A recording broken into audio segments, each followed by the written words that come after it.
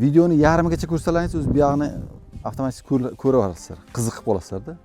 Birinchi o'rinda sizlarga qiziq bo'lgan mahsulot payvand qaychini obzor qilaman.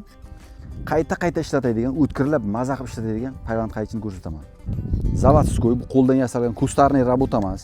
Pichoqlar olib yechiladi. Bir-biriga mos keladiganini. Ras, mana.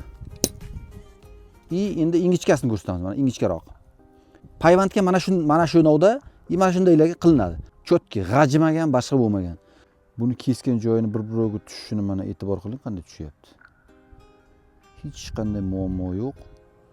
Juda ham ko'zi ko'rinmas kanalchalar bor. Havo chiqadi. Mana shu yerda kanalchalar bor. Koeffitsiyenti yuqori bo'ladi. O'shaning uchun mana bu payvand qaychimizni tavsiya qilaman sizlarga. Juda ham zo'r. Ayrim payvand qaychilar bor, 20 millionlik payvand qaychilar bor.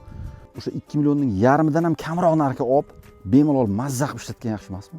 Eng asosiy ish bu yerda pichoqda o'tkir bo'lish kerak, juda silliq kesish kerak. Bu zapasnoy pichoq beriladi. O'tkirlashning yo'li bor, juda oson yo'li bor.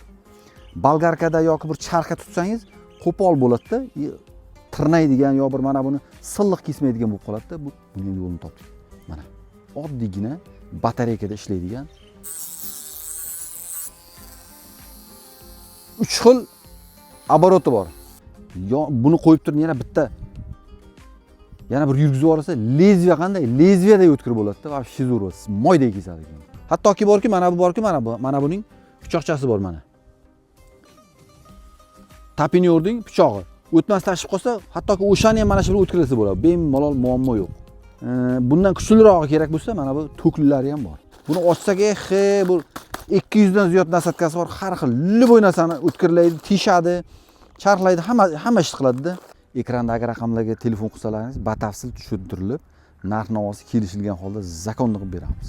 O'rta Osiyo bo'yicha dastavkalar bor. Bizni yo'qotib qo'ymaslik uchun podpiska qilib qo'yingizlar.